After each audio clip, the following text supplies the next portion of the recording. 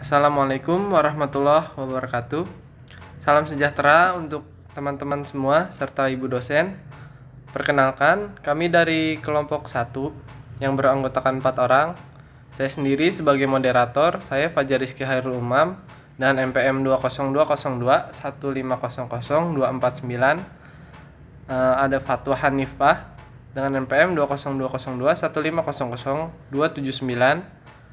Gewasnoki Stasta dengan NPM 202 1500313. Dan yang terakhir adalah Della Sevia Tri Ramdayani dengan NPM 202 1500386. Di sini kami ingin mempresentasikan hasil kerja kelompok kami dengan materi yang berjudul Hakikat Korespondensi.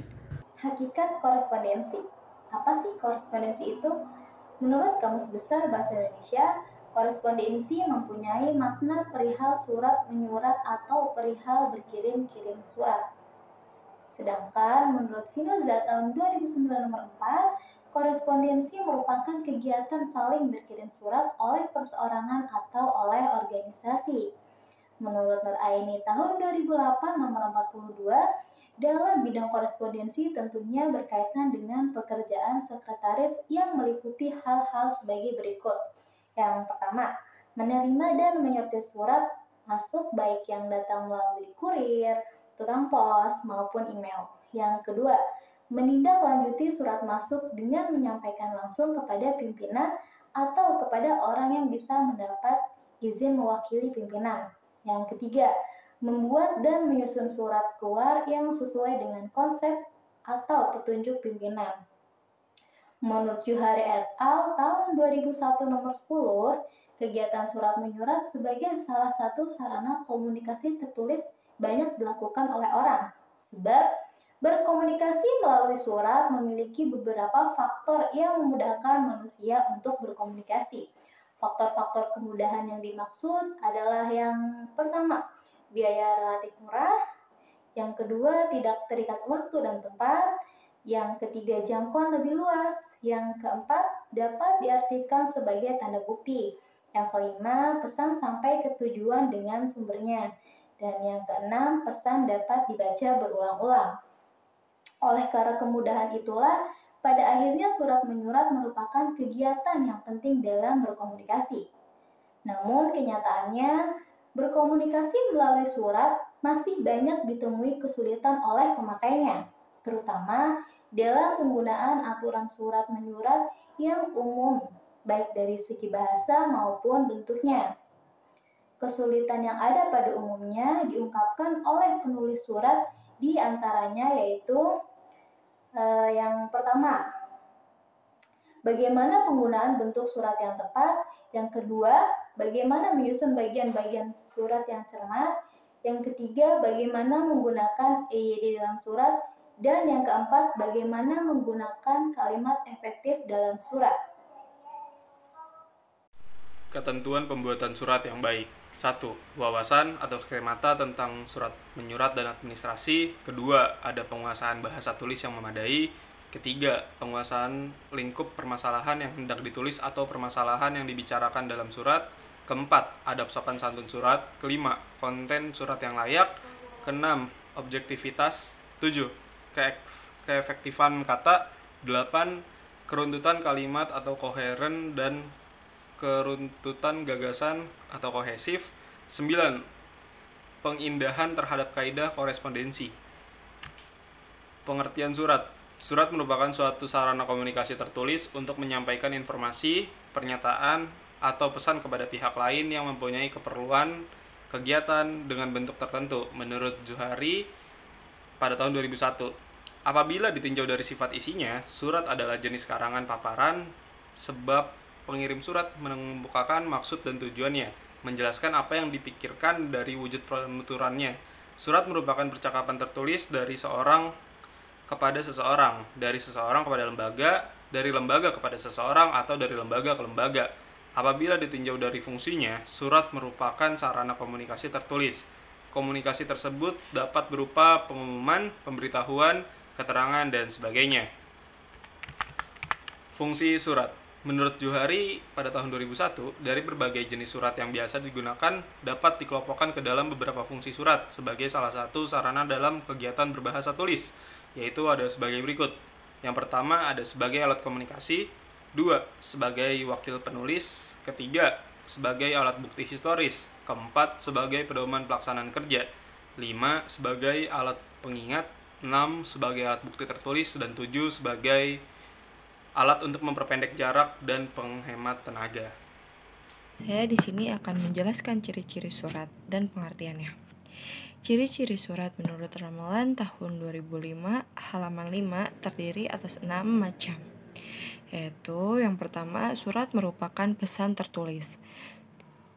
Surat merupakan sarana tertulis untuk menyampaikan pesan, meskipun tidak semua pesan tertulis bisa disebut surat. Namun, pesan yang disampaikan secara verbal jelas tidak bisa disebut sebagai surat. Karena perkembangan teknologi, kita mengenal voicemail.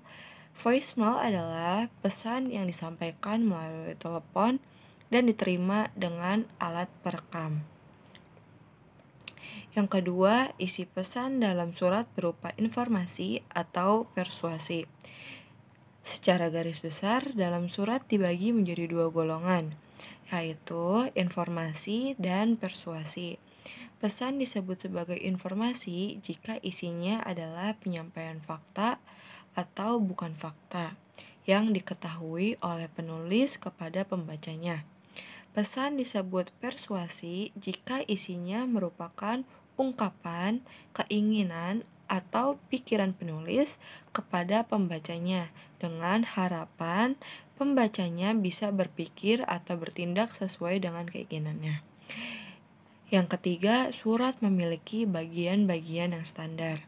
Ciri khas surat yang membedakan dengan pesan tertulis lain adalah bagian-bagian yang membentuknya.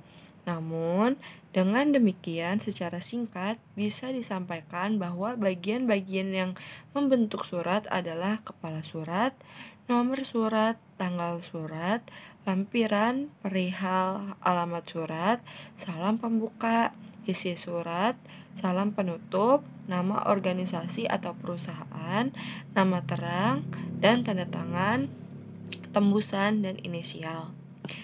Yang keempat, surat memiliki bentuk yang standar. Faktor yang membedakan surat dengan jenis pesan tertulis lainnya bukan hanya isinya, tetapi juga bentuk tampilannya. Surat memiliki bentuk standar yang sudah disepakati di antara para pemakainya. Ada 3 bentuk utama surat dengan variasi, yaitu yang pertama bentuk resmi. Bentuk resmi adalah dengan variasi bentuk resmi Indonesia Lama dan bentuk resmi Indonesia Baru. Yang kedua bentuk lurus adalah dengan variasinya bentuk lurus penuh, bentuk lurus, dan bentuk setengah lurus. Yang ketiga bentuk bertakuk adalah dengan variasinya bentuk bertakuk dan bentuk alinea menggantung. Yang kelima, surat memiliki 1 pesan inti.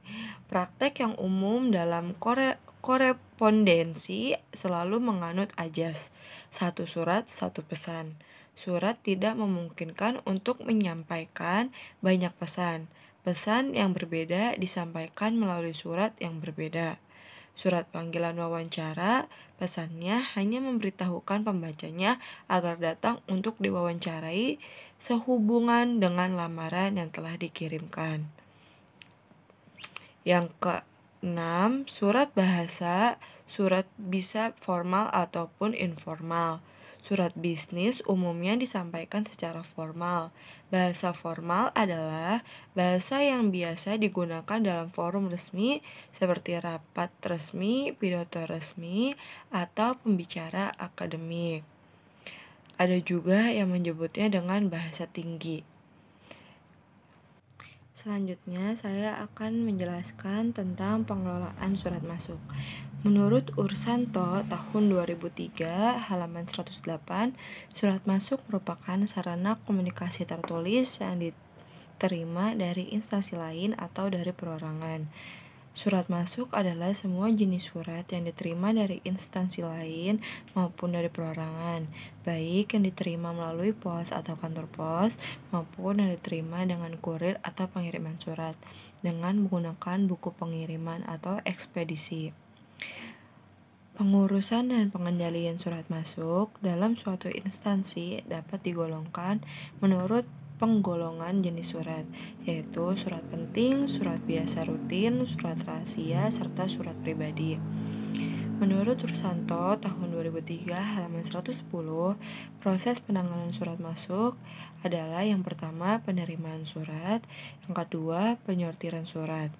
Penyortiran surat masuk adalah kegiatan memisahkan surat-surat yang diterima dari kantor atau instansi lain ke dalam kelompok atau golongan-golongan yang telah ditentukan, yaitu pembukaan surat, pencatatan surat masuk, pengarahan surat masuk, pemeriksaan surat, penduplikatan, penyimpanan, dan pelaksanaan pengolahan setelah menerima surat dari pimpinan dengan lembar disposisi asli, melaksanakan pengolahan sesuai dengan isi disposisi. Pengendalian surat keluar. Menurut Rusanto tahun 2003, surat keluar adalah surat yang sudah lengkap, bertanggal, bernomor, berstempel, dan telah ditandatangani oleh pejabat yang berwenang, yang dibuat oleh suatu instansi, kantor, atau lembaga untuk ditunjukkan dan dikirim kepada instansi, kantor, atau lembaga lain. Dalam prosesnya, pengurusan surat lain diantara lain adalah pembuatan konsep surat, pengetikan konsep surat, pengiriman surat, pengendalian, dan pengiriman surat. Menurut Amsyah tahun 2005, sarana yang digunakan dalam pengelolaan surat menyurat antara lain adalah kartu kendali, lembar disposisi, folder, map, filing kabinet, guide, dan buku agenda. Baiklah, cukup sekian presentasi dari kelompok kami. Saya sebagai moderator Fajar Rizky Hairul Umam undur diri dan mengucapkan terima kasih atas perhatian dan kerjasamanya untuk teman-teman yang menyimak video ini hingga akhir. Mungkin sehabis ini ada sesi bertanya yang dapat diajukan jika memang presentasi kami kurang jelas. Terima kasih. Billahi taufiq wal hidayah. Assalamualaikum warahmatullahi wabarakatuh.